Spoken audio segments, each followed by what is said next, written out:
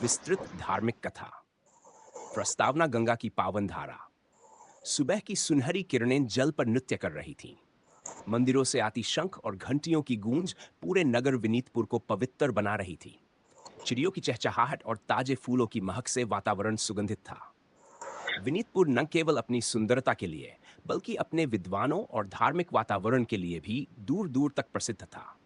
यहाँ लोग साधु संतों का सम्मान करते, मंदिरों में भक्ति भाव से आरती करते और वेद पुराणों का अध्ययन करते। इसी नगर में तीन विद्वान पंडित रहते थे। पंडित हरिनाथ त्रिपाठी, शुक्ल यजुर्वेद और ज्योतिष शास्त्र के प्रकांड विद्वान। उनके चेहरे पर गंभीरता, माथे पर लंबा तिलक और बोलने का अंदाज ठहरा हुआ था।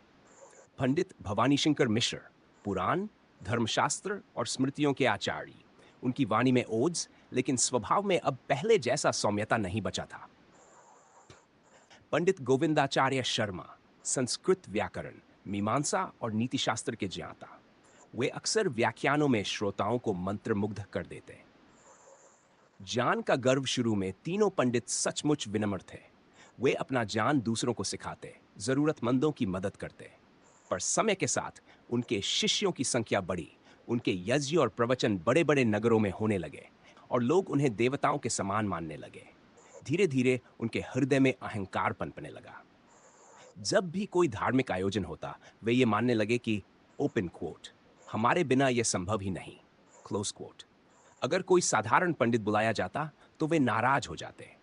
एक दिन नगर के दूसरे छोर पर एक गरीब ब्राह्मण ने अपने बेटे का उपनयन संस्कार करवाने का निश्चय किया। साधारण पूजा थी, इसलिए उसने किसी साधारण पंडित को बुला लिया।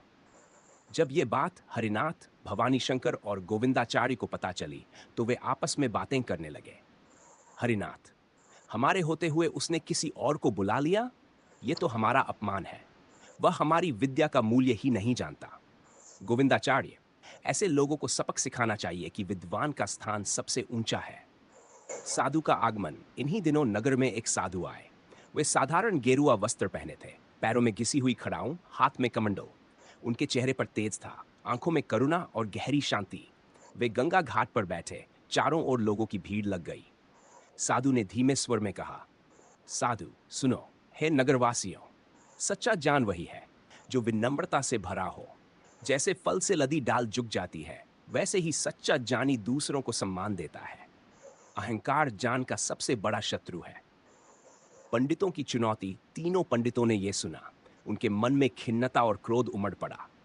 हरिनाथ, यह साधु हमें उपदेश दे रहा है, हमारी विद्वत्ता को कमतर बता रहा है। गोविंदाचार्य, इसे नगर से निकालना ही होगा। वे साधु के पास पहुंचे। हरिनाथ, यदि तुम स्वयं को ज्ञानी समझते हो तो हमारे साथ शास्त्रार्थ करो।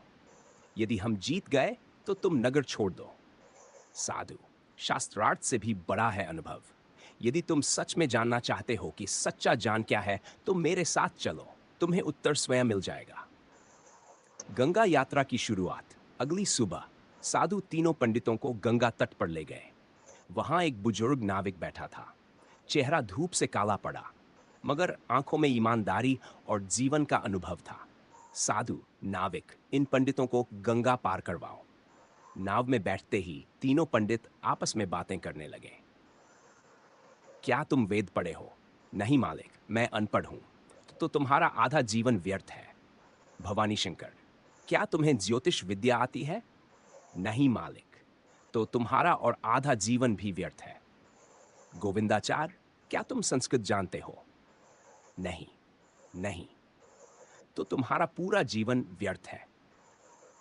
तूफान का आगमन। अचानक आसमान में काले बादल छा गए। तेज हवाएं चलने लगी, लहरें ऊंची होने लगी, नाव जोर जोर से डगमगाने लगी। मालिको, क्या आपको तैरना आता है? नहीं, हमें तैरना नहीं आता। नाविक, तो अगर नाव डूब गई तो आपका पूरा जीवन व्यर्थ हो जाएगा। बोध का क्षण। तीनों पंडित चुप हो गए। साधु ने कहा, साधु, जो ज्ञान जीवन में काम ना आए और जो दूसरों को छोटा दिखाए वह अधूरा है। अहंकार अज्ञान का सबसे बड़ा रूप है। सच्चा ज्ञानी वह है जो दूसरों के अनुभव का सम्मान करे। परिवर्तन। तूफान थम गया, नाव किनारे लगी। तीनों पंडित नाव से उतरे, साधु के चरणों में झुक गए। हरिनाथ, हमने आज सच्चा ज्ञान पा लिया। भवानीकर, हमारा अहंकार ही हमारा अज्ञान था। गोविंदाचार्य, अब हम केवल विनम्रता और सेवा के मार्ग पर चलेंगे, साधु ने आशीर्वाद दिया। संदेश ओपन कोट। अहंकार